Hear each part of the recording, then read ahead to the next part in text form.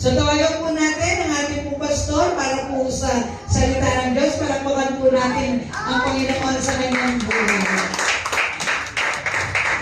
Magandang gabi sa ating po lahat. Tayo po ay nagtatopic about the Word of God this month. Pinag-aaralan po natin lahat po ng mga kahalagahan ng salita ng Diyos. Ngayon pong gabi ang pag-aaralan po natin the Word of God versus the Word of men. No? Tayo po ay naniniwala that the Word of God is the highest authority. Our principle in life, our manual, no, it is our mirror. Yan ay symbolism na ang salita ng Diyos ay very powerful sa buhay natin. Kaya po ang salita ng Diyos ay kapartner natin sa buhay Kristiyano natin. So hindi natin pwedeng itanggi na hindi tayo pwedeng hindi talaga magbabasa ng Bible, no, from time to time. At sabi ni Yahweh, ni Lord, sa panahon ni Joshua, meditate it day and night. So binibigyan ng encouragement tayo na magkakaroon talaga ng oras sa meditation ng Word of God. So ngayon po ay pag-aaralan natin ang dalawang bagay na ito. Bakit napakahalaga ng salita ng Diyos over the word of men? Kasi meron tayong mga tao na hinahangaan, pinaniniwalaan. May mga tao tayo na parang nagbibigay sa iyo ng parang inspirasyon. No, kaya ang tawag ng mga vlogger dyan, mga lodi, no, tawag natin dyan, mga ina-idolize natin. Boss!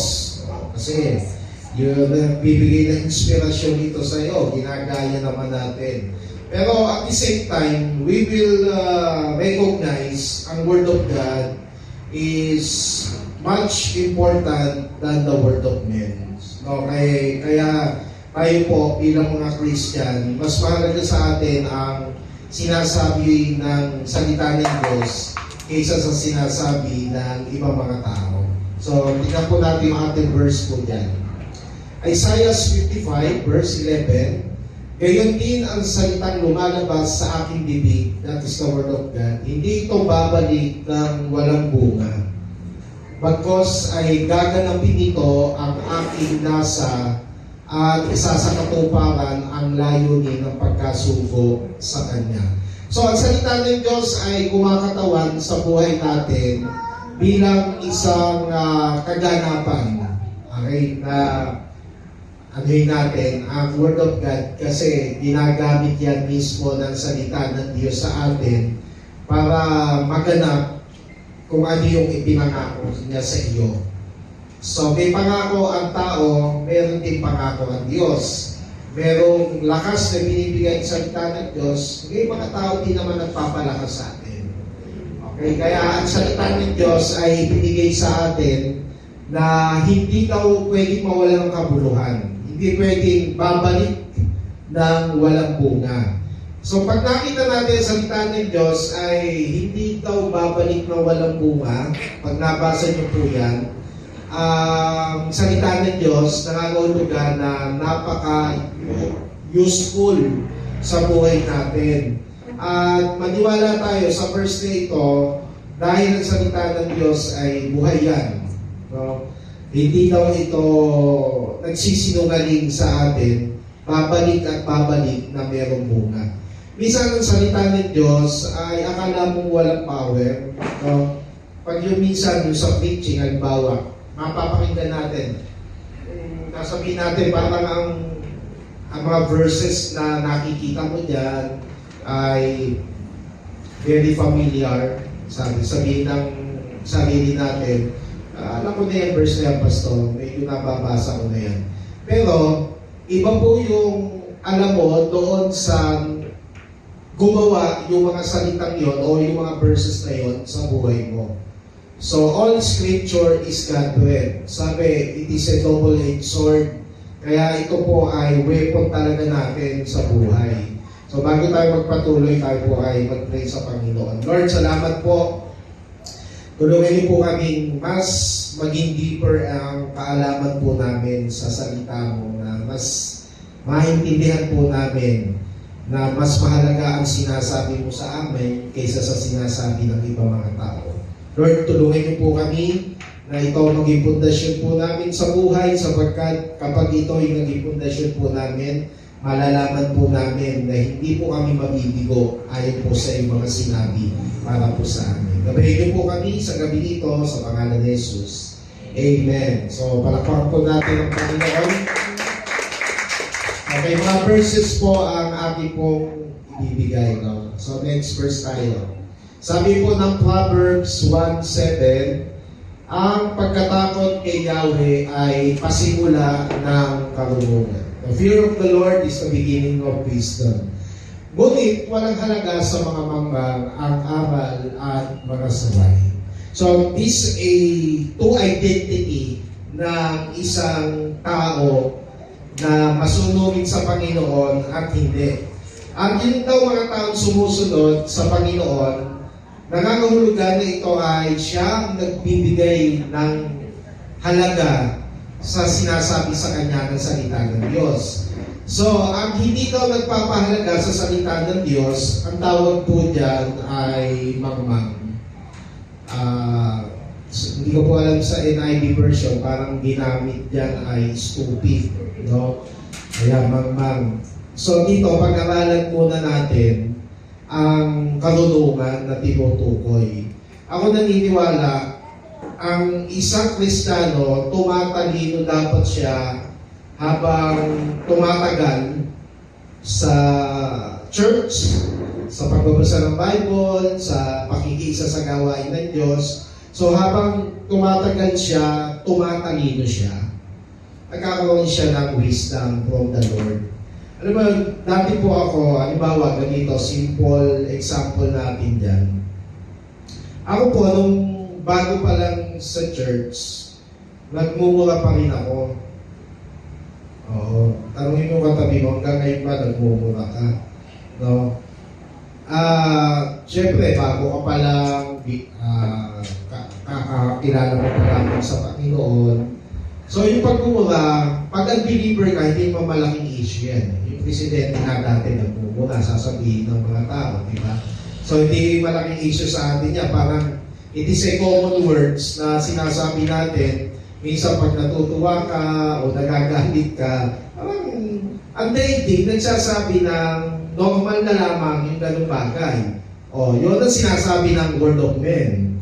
Okay? Sinasabi yun ng tao na, okay lang yun, yung masama yan. Pero pag tinignan mo ang word of God, at sabi ng Bible, huwag mo sasabihin sa kapatid na, ulol ka kapatid. Iyon ay hindi gusto ng Panginoon. So, doon ako po ay bago pa lang sa church, napapamura pa, hanggang tumagal, nawala. Nawala ang pagmumura ko, hindi dahil may nagsabi sa akin, Arvin, huwag ka na magmura kasi Christian ka na. So, napansin ko, nawala yung ganung pagsasalita ko dahil may nagtuturo na at natututunan ko sa Word of God. Okay? Nawala rin ang mga bisyo ko, hindi dahil ang simula bisyo ko kasi natalo ka na sa church. Nawala bisyo ko kasi natutunan ko rin sa salita ng Diyos. Therefore, mas pinaniwalaan ko yung sinasabi ng mundo sa labas doon sa sinasabi ng salita ng Diyos. So, ang isa sa talagang nagbigay ng karunungan sa akin ng wisdom is coming from the Word of God. Paano ako nabago? Paano nabago ang buhay ko? Paano nabago ang takbo ng isip ko? Is came from the Word of God. So, without the Word of God, gusto natin makita parang hindi pwedeng maging maayos ang buhay natin kung wala ang mga prinsipyo nito. Amen? So, tignan nyo po, ang paniniwala minsan ng daigdig, okay lang na naggumawa ka ng mali para naman yan sa pagtulong mo sa ibang mga tao. So, ang mundo, pwedeng sabihin parang alam mo, bihod ka. Pero ang mahalaga, nakakatulong ka naman. Ayun ang sinasabi ng mundo, pwede kang mang-scam, Kasi yung pang-iiska mo naman, itutulong mo naman sa pamilya mo. Parang ganon. Pero, pag tinignan mo ang salita ng Diyos, hindi pwede.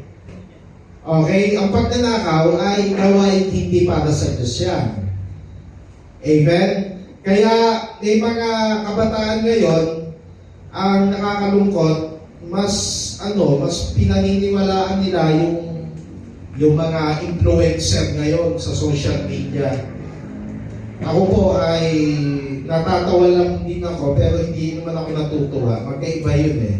Nanonood lang din naman po ako ng mga TikTok, yung mga sinasabi nila. Natatawa lang ako.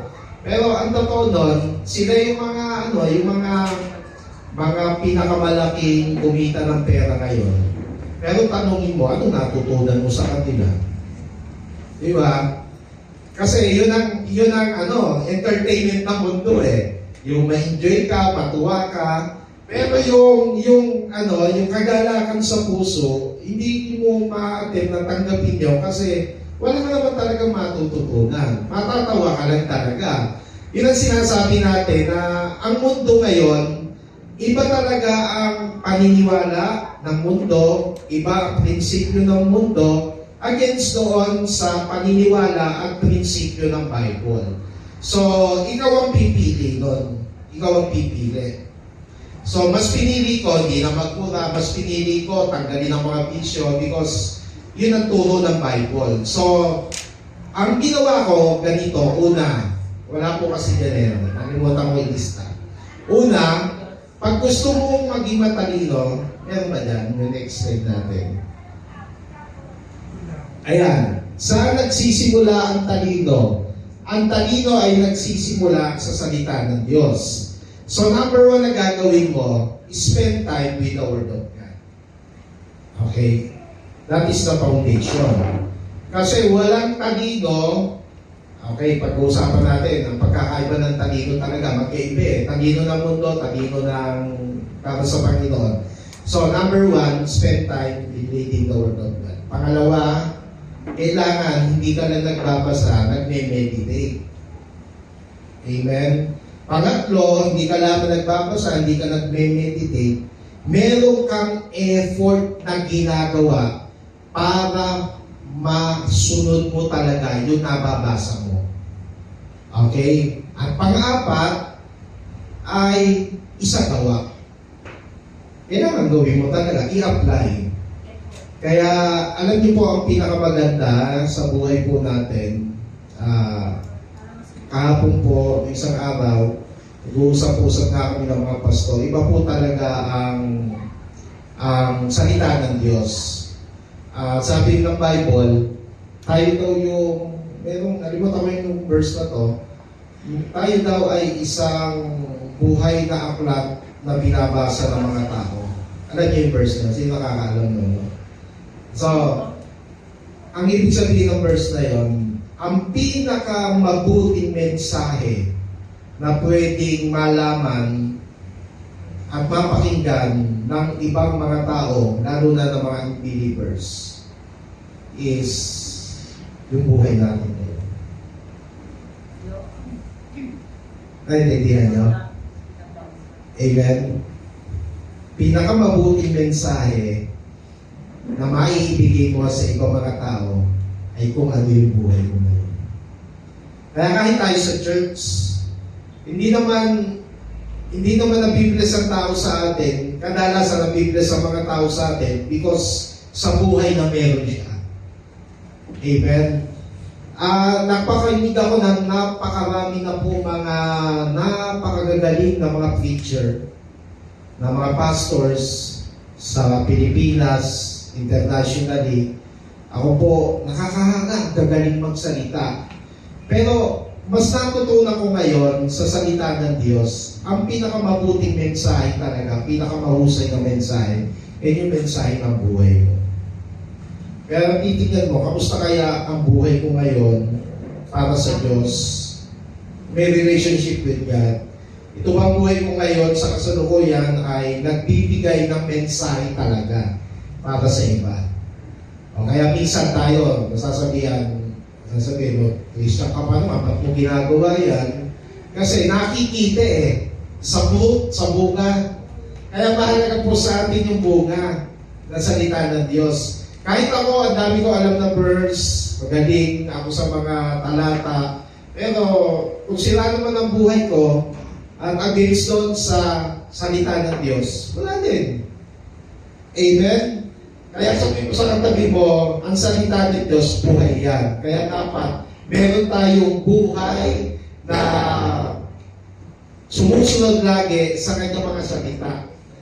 Kaya ang issue ko sa atin ngayon, pag ganun ka, yan, ginawa mo yung apat na yan. Binibreak ngayon dito ang paniniwala ng mundo at hindi ito aapekto sa iyo. Amen? Ako po, minsan, nakakita pa ako, hindi naman dito, na isang Christian, yung pong pinapasa yung message na kung ipapasa mo lang ang mensahe ito, suswertein ka, magkakaroon ka ng 1 milyon sa loob ng 1 taon. Ipasa mo lamang ito, tapos biglang lilitaw doon sa video yung larawan ni Virgin Mary. Nakita ko, may nagpapasa ng ng mga Christian Sabi ko, natutunan nito. Kaya yung mga, nung araw, ang tawag yan. Anong tawag yan nung araw? Yung chain message. Nung araw, wala pang social media. Ang ginagawa, merong magpapadala sa'yo ng letter. Ako, ilang beses ako nakatanggap nun no? Ipasa mo lang din ito, no? Tapos suswertein ka. Ngayon, wala kang syota, bigla ka magkakasyota. Yung mga gano'n, no? Kasi, bakit yung mga tao naniniwala sa gano'n? Kasi hindi nila alam ang salita ng Diyos. Kaya tayo, hindi na tayo sumusunod sa gano'n at naniniwala. Bakit? Kasi we believe in the Word of God. Amen? Na ang prinsipyo natin sa buhay, ang pinaniniwalaan natin, higit sa lahat, walang iba kundi ang salita ng Diyos. Kaya ito yung totoong nagpapabago sa buhay po natin, mga kapatid. Kaya ito, itong apat na to, pag gusto natin talagang tumalino sa buhay, naniwala tayo, di ba, yung talino kasi, may kakilala tayo na matatalino naman talaga. Sa academic. Okay? Pero, as far as the Bible is concerned, hindi naman mahalaga sa Diyos yung ganung bagay. Kasi ang talino pinag-uusapan dito, ay talino dito sa mundo. Amen? Na dahil ikaw ay nakakakilala sa Panginoon. Kaya meron po, makikita nyo na nagtapos sa napakamamahaling school. Pero ba't gano'n? Napakabastos, walang galang sa magulang, o hindi marunong makipagkapwa. Pero, matalino. Okay? Kaya naparito si Jesus para daw ipahiya yung matatalino ng sanlibutan. Para ipakita niya, ang totoong talino ay nagmumula sa kanyang mga salita. Kaya makikita mo din naman, wala naman masyadong pinag-aralan, wala masyadong pera, hindi malakas ang influensya, pero masunurin sa prinsipyo ng salita ng Diyos. Yun daw ang tao matalino. Amen. Kaya tayo, na mga members sa church, mga leaders, tumalino tayo hindi lamang sa school, tumalino tayo sa buhay. Amen. Kaya kayo pag may problema, dapat matutunan po natin kung paano i-handle. Halimbawa, may problema ka sa pamilya, learn to handle the common problems. Alam mo naman ano ang gagawin mo. Nasa Bible naman Diba? O sino kayo masama ang loob sa asawa? O ano ba prinsipyo ng Bible niyan na dapat mong matutunan? O ano alam niyo sa pagpapatawad na sinasabi ng salita ng Diyos? Kung ako'y nag-asawa, kami mag-asawa, ang prinsipyong ito, testimony na rin namin. Siguro po, mula nung kami magsama ni Pastora Alma, hindi tumagal ang sama ng loob namin pag nagkaaway kami. At man ang asawa, nagtatayo, nagkaaway. Sa history namin, hindi po tumagal nang matagal ang mga sama ng loob namin. Hindi po ito tumagal ng sa buwan. Siguro pinakamahabang sama ng loob sa akin ni Pastora Alma, wala pang 1 linggo, 3 days.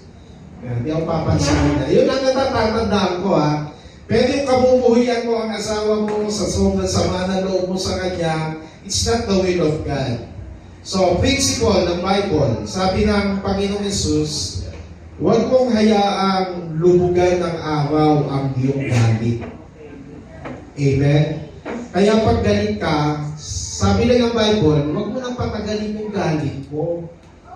Huwag mo hayaan lumugan ng araw, magpatawad ka na. Amen? Kaya isettle ang mga problema, i-handle ang mga problema, huwag nang patagalin. Kaya tayo po, matalino tayo. Wala kang pera, namumroblema sa pera. Ano gagawin mo? Ano ba sabi ng Bible? Pagdating sa kakapusan, you claim God's promises sa buhay mo. Tanggapin mo yung salita ng Diyos. Ano ba yung tinutukoy ng Bible pag tayo ay nababalisa? Okay?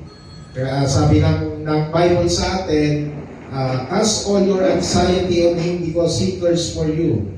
Sabi ng Panginoong Yesus, pastan mo nga mga ibon sa kalangitan. Walang nagpapakain sa kanila. Hindi sila nagtatrabaho para kumain. Pero sabi ng Bible, pinapakain sila ng Ama sa langit. Amen. Kaya kung wala ka ng pera ngayon, huwag ka mangi-scam. Because you believe in God's principle, eto sabi ng Diyos sa iyo, hindi ka niya iiwan, hindi ka niya pababayaan. Yun ang dapat mong paniwalaan. So kung wala kang masyadong pera ngayon, believe, God is our great provider. That is principle. Ang tawag po doon, wisdom. Amen? Kaya ano ba mga situation sa buhay natin, you apply the word of God. Kailangan din gagawin nyo. Kasi nga mahalaga yung buhay natin na tayo nakikita sa atin yung salita ng Diyos, talagang buhay.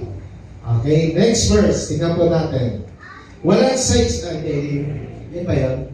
Ayan, walang saysay sa mangmang ang lahat ng bagay, ang layon ay ipakitang mayroong siyang nalalaman. Kung tinutukoy po dito, boastfulness, yung kayabangan naman.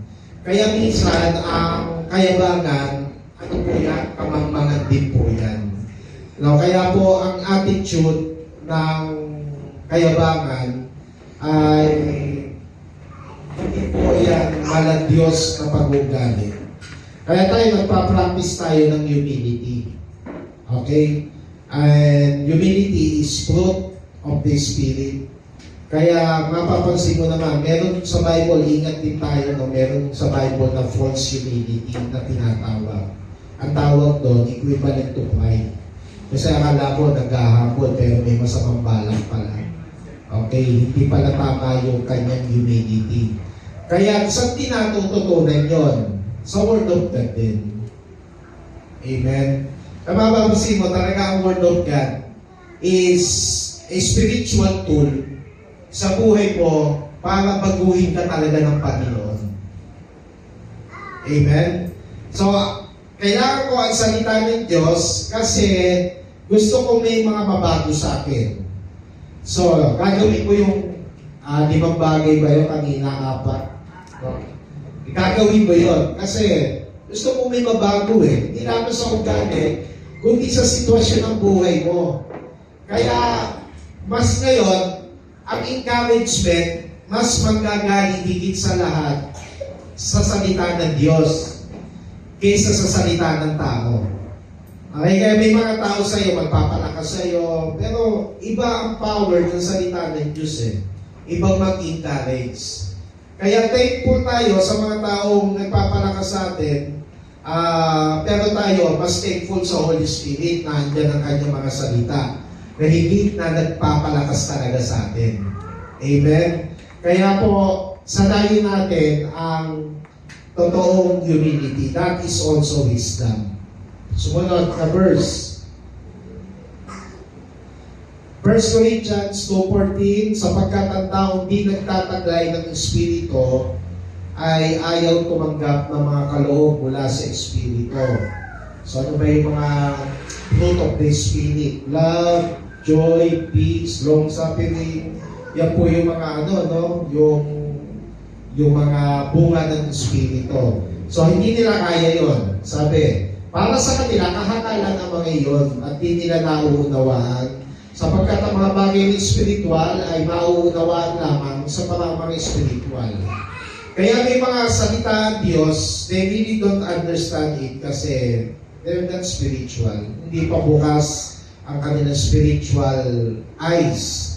So, kaya pagdating sa usapang spiritual, ang konti naman niya, huwag naman ganyan ang usapan natin. Masyado ka naman maka-Diyos. Kasi hindi pa sila open. Amen? Tayo mga nakakapakinig na ng Word of God, kahit pa paano, natututong na tayo, namumulat na tayo, and we need to be spiritual para masigit na matutunan natin ang salita ng Diyos.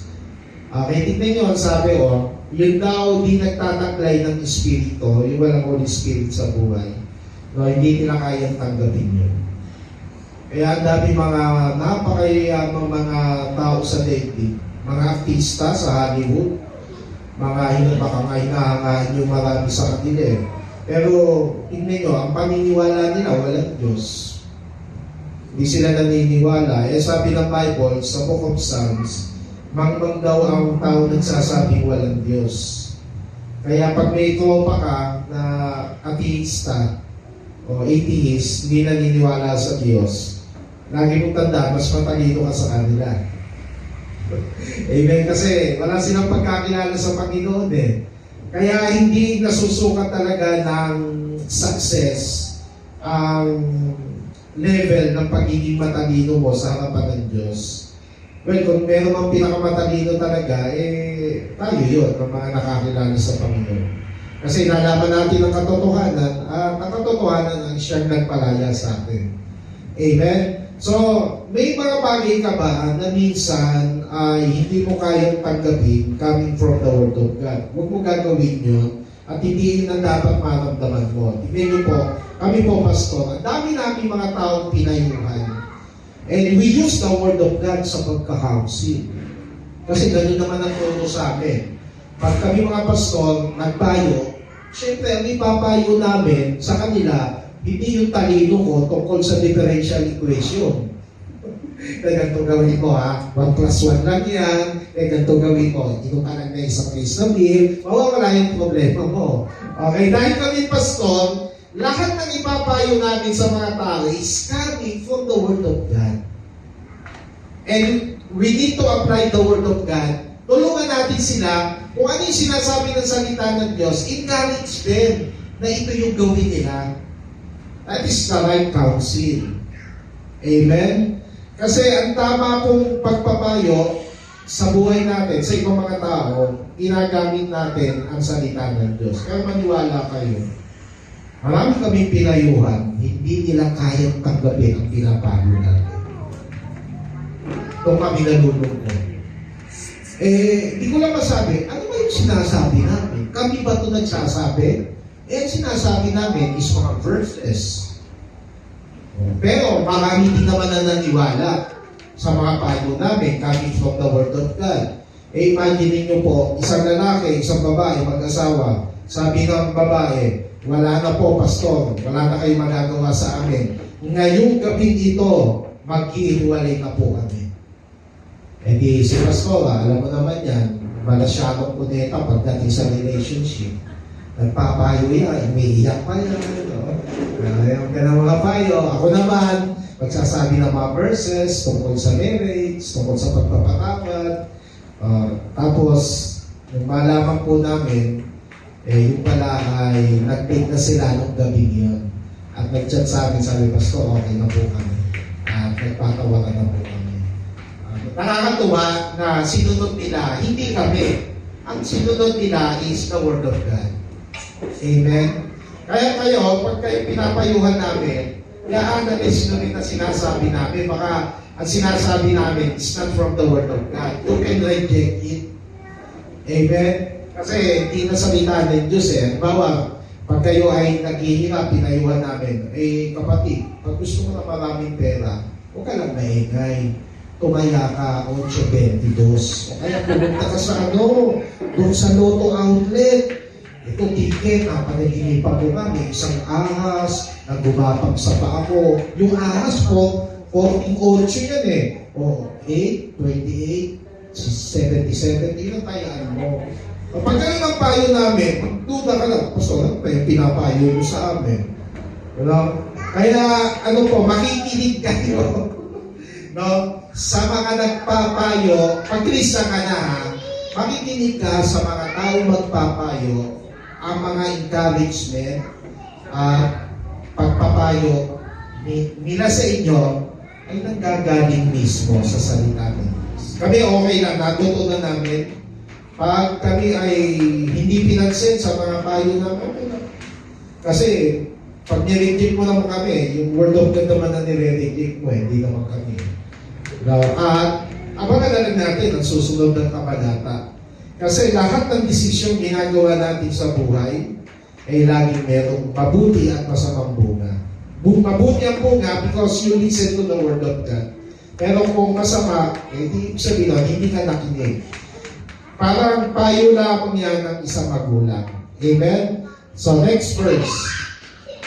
Unang Tesalonica 2:13. Ito pala ang lagi naming pinagpapasalamat sa Diyos. Nang ipangaral namin sa inyo ang kanyang salita, tinanggap ninyo ito, ayun, no, bilang tunay na salita ng Diyos. Okay? At hindi ng tao. Ano pang ang bisa nito ay nakikita sa buhay ninyong mga sumasampalataya. We know this verse, mga kapatid, na ang pinakabunga ng mga tumanggap ng salita ay yung tao na makikita talaga kung paano niya minahal ang salita ng Diyos. Amen. Ako po siguro wasak na buhay ko kung hindi ako naging masunurin sa salita ng Diyos. Siguro wala na, sila ang buhay natin. Buti na lang po, by the grace of God, hindi natin pinilit yung sinasabi ng ibang tao sa atin. Nung ako'y nagpastoral, ito ba na napakaraming mga kamag-anak ko na parang sinumpa ako. Sabi nung isa kong tsuhe, minumura ako, sabi, nagtapos ka pa naman ng 5 taong kurso, tapos ay magpapastor ka lang. Sabi sa akin gano'n. Sabi, hindi mo nga nagtinulungan ng magulang mo. Minumura talaga ako. Kumalaman nila na I decided to study the Word of God sa Bible School. Ako, kahit ang tatay ko, hindi namin po sa akin. Parang nangihinayang din. Alam naman natin ang leading ng Panginoon sa atin. Kaya kayo, pag mas pinaniwala yung sinasabi ng ibang mga tao kaysa sa Word of God, hindi po nagiging maganda ang bunga niyan sa buhay natin. Sa bandang huli, magsisisi ka na lamang. Amen? Kaya nga si Lord, ang alok niya sa atin diba? There is a way that seems good to men, sabi ng Panginoon. But at the end, it leads to death. Kaya meron 2 dakang pagpipilian Yung sa Lord, medyo mahirap talaga yan. Masikip. Kaya, pero, ang dulo naman doon, yun ay hindi nakikita na marami. At the end, blessing naman yun, life.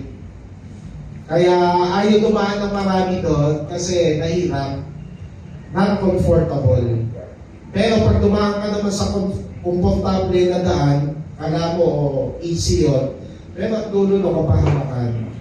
So, ang tulong ni Lord sa atin, doon sa tamang daan na binibigay at tinulong niya sa atin. So, let us be guided by the Word of God. Tonight, ngayong gabi, pag-aralan natin, no? Ano ba yung leading sa atin ng buhay ng Panginoon? As we listen to the Word of God.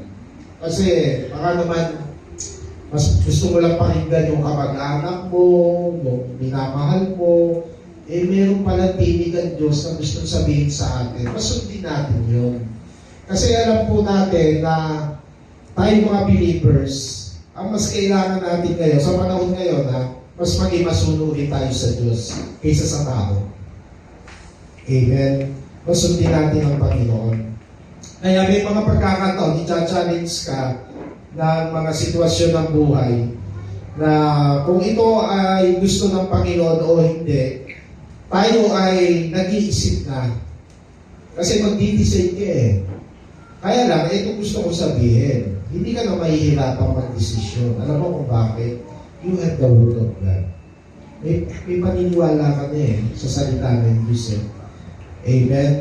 Ngayong taon na ito, kung hindi ko sunod si Lord, baka ako po ay nasa ibang bansa, nag-i-enjoy ng buhay, pero wala ng purpose. Baka siguro, marami na rin akong pera, at baka siguro din, baka hiwalay na ako sa asawa ko. Kasi 50% ngayon ng mga Pilipino pag nag-a-abroad, 30% na lang pala ng mga Pilipino na nag-a-abroad, nawawasak ang pamilya, including the Christian. Amen. Dati 60% yan eh. Napababa eh. You see, iba po talaga ang tinig ng Diyos sa atin. Iba ang salita niya na nagiging gabay natin. Amen. Love the Word of God. Spend time with the Word of God. At sana po tayo ay maging masaya sa pagganap ng salita ng Diyos. May effort ka talagang gagawin. So, yung mga temptation na dumadating sa iyo, dapat lalabanan mo yan. Yung pagdaraya ng kaaway, lalabanan mo yan. Using the Word of God. The Word of God is our sword. Amen? Or our shield. Kaya pag meron kang shield, the Word of God, hindi na tatakulan eh. Kaya minsan bubulog sa iyong kaaway, tatakutin ka, tatayain ka. Gusto kasi ng Diablo, tanggalin yung faith mo sa Word of God. So ang sundin mo, yung pagdududa mo, alinlangan mo, yung mga tamang minsan duda tayo sa mga sitwasyon sa buhay. Tapos, hanggang mapansin mo, sarili mo, wala ka ng tiwala sa salita ng Diyos, nawawala ka kayo ng pag-asa. Madali ka kayo ma-discourage. No? Tapos makikita mo na parang ang salita ng Diyos sa'yo ay hindi na nagiging makapangyarihan. So, sana po ngayong gabi na mas maintindihan natin, the Word of God is better than the Word of man. Amen. Kaya pahalagan po natin ang salita ng Diyos sa buhay natin. Yung lahat ng mga napapakinggan mo, napabasa mo sa Bible, make a note. Sulat ka o ano yung message sa'yo ng Lord doon. Kasi through that, nasasanay po tayo na mag-reflect talaga sa buhay natin ang salita ng Diyos. Amen? So, be thankful. May mga taong ginamit sa iyo ang Lord ng mga kapwa mo Christian. Ako po, isa po sa trabaho talaga ng pastor is to encourage the church. Kanina po ako parang nangusap sa akin ng Panginoon. Nakita ko yung isang kapatid dati, parang naawa ako. Sabi ko, parang napag ako sa taong eh. Kahit alam kong siya napalayo sa Panginoon, tapos bumalik ulit siya sa bisyo. Sabi ko, Lord, kung tinabayan ko siya, sabi ko, Lord, bigyan niyo po ako ng pagmamahal pa rin sa mga ganong klase. Alam niyo po ba, may mga tao ba kayo na parang sinukuhan nyo na? May mga tao ba kayong gano'n? Parang ilang pag-aso nga sa langit yan. Yung parang may mga tao na parang hindi mo na sila nabigyan sa puso mo ng pag-asa. Parang sinabi mo, parang hindi na makakapanumbalik yan sa Diyos. Kasi nulod na sa bisyo, dahil pinanagawang kasalanan sa Panginoon. But, yun nga every time na maalala mo ang salita ng Diyos, yung pagmamahal talaga din sa tao ay nanggagaling din yan. Paano mo naintindihan yung message ng Panginoon sa sanlibutan. Kaya sa gabi nito, umabot tayo naman sa mga tao din nangangailangan talaga ng Panginoon sa kanilang mga buhay. Kaya sabi ko, Lord, bigyan niyo po kami ng ganong, lahat kami sa church ng ganong klaseng damdamin para sa mga tao. Kaya gamitin mo natin lagi ang salita ng Diyos to encourage people. Kung hindi sila maniwala, problema na nila. Basta tayo sabihin natin kung ano ang sinasabi ng Panginoon sa kanila, sumunod man sila o hindi, at sila tanggapin tayo o hindi, that's fine. Ang mahalaga po, yun ang ministry talaga natin. Kaya sa susunod, pag-aaralan natin, paano ba natin talaga practical na maibahagi yung salita ng Diyos. Kaya sa gabi pong ito, mga kapatid, sa ating pananalangin, Sa bawat panahon na ginugugol natin sa Panginoon, wag na po tayo manghihingayan, lalo pag ikaw may natututunan naman talaga. At yung pagkatuto natin sa salita ng Diyos, isagawa mo pa rin sa buhay mo. No, sabi, ang pananampalatayang walang kalakip na gawa ay patay, sabi ni Santiago. So para lang tayong relihiyosong tao na hindi naman umaapekto ang salita ng Diyos sa buhay natin. Pero sabi ni Apostol Pablo sa Thessalonica, nagpapasalamat siya dahil nang ipangaral sa kanila ang salita ng Diyos, tinanggap nila ito bilang tunay na salita ng Diyos. Amen. Dapat ang reflection, ang ating pagtanggap sa salita ng Diyos katulad din nun. So lahat ng preaching ni Pastor, huwag mong sasabihin kay Pastor yun, kundi salita ng Diyos yun. Kaya tatanggapin ko yun. Kahit minsan masakit, diba? Kahit minsan pakiramdam mo pa, napatamaan nata ako ni Pastor sa mensahe. Okay lang yun. Salita ng Diyos yun eh. Amen? Alam niyo po ba, may mga natitig sa church kasi may isang kabataan dati, member ng musician sa Kasili dati. Umayaw na sa pagdalo sa church kasi nagpipreach yung kasama nating pastor. Pakiramdam niya, pinapatamaan. Hindi niya alam, para sa kanya naman talaga yun. Ibig sabihin, hindi sinasadya ng pastor na sa kanya yun, kundi sinasabi siguro ng salita ng Diyos para matuloy ang kanyang buhay. Kaya, accept the Word of God, love the Word of God, lalo sa panahon ngayon, parang iilan na lang yung mga nagmamahal sa salita ng Diyos. No? So, believe in the Word of God, kaysa maniwala sa mga sabi-sabi ng ibang mga tao dyan, no? Mas maniwala ka kung ano yung sinasabi ng salita ng Diyos. Amen? Kaya po ako, hindi na po, ang mga nawala sa akin na sobrang paniniwala ko ganito, ha? Hindi ko po magtatapos. Hindi ko po ang paniniwala ko. About salvation, ang paniniwala ko dati, at believer pa ako, mamalimos ka, pupunta ka sa langit. Di ba napakababaw? Wala naman sinasabi sa Bible ng gano'n. Not by, mamalimos, pagbigay ka sa namamalimos, no? Pero sabi ng Bible, not by works. Para wala daw tayong pagmalaki. It is by faith and by grace of God. Pangalawa, alam niyo po ba may collection ako dati ng comics. Ang habol ko sa comics, yung zodiac sign. Kasi doon sa binibili kong comics, every week, meron nilalabas na ako kasi sa zodiac sign, o gusto ko i-Leo ako. Leo ka. Leo, August. No? So, yung agad ang titignan ko, pagbili ko, wow! Magsuot daw ako ng kulay pulang t-shirt at makikita ko ang babaeng minamahal ko. Tuwa ako. Paniwala po ako doon. Sa araw na ito, magkakamal ka ng malaking pera. Paniwalang paniwala. Kaya every week, bumibili po kayo nang hinahabol ko yung mga zodiac sign. Sabi pala ng Bible, nung mag-born again ako, hindi na ako naniwala doon. No? Pati yung mga hula sa'yo na magaganap, nung kanina madaling araw, nang hula si Bagwi na lilindol daw ng 8.2 magnitude sa Pilipinas. Dapat, kaninang alas 2 na madaling araw. Kung kayo naniniwala, hindi ka matutulog. Kailangan ihanda ko yung lamesa. Pag ubuga ang Pilipinas, doon ako sa ilalim. Yung mga ganun, hindi na tayo dapat naniniwala.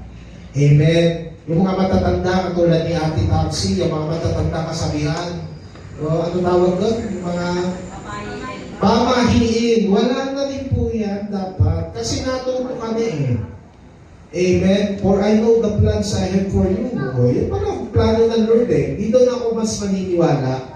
Amen? Kaya tayo po sa buhay natin, mga kapatid, huwag ka naman makikipagtalo, pero dapat mong paniwala kung anong sinasabi ng salita ng Diyos. Mag-aral ka, matuto ka, magawa mo ito sa buhay natin. So tayo po lahat ay panalangin. Lord, salamat po sa gabi ito. Dalangin po namin na lahat po kami ay magkaroon ng panahon, special time to meditate the Word of God. Lord, gawin niyo po sa amin buhay na ang salita mo maging matibay na pundasyon para po sa amin. Sa lahat ng mangyayari pa sa buhay po namin, alam po namin may guidance ang salita mo. Ano man sitwasyon, buhay pamilya, buhay sa church, buhay personal, mga damdamin na meron kami, Lord, alam po namin lahat ng ito kayang sagutin ng salita ng Diyos. Kaya po, maging gabay po ito sa amin at tulungan niyo po kami na mag-extra effort po kami na talagang magawa po namin ito.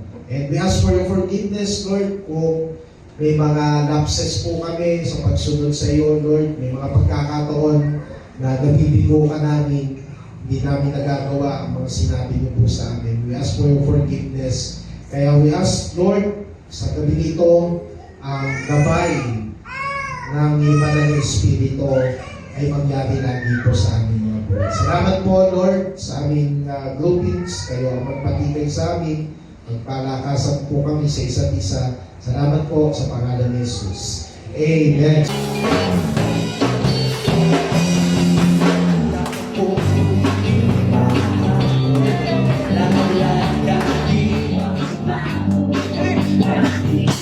Dahil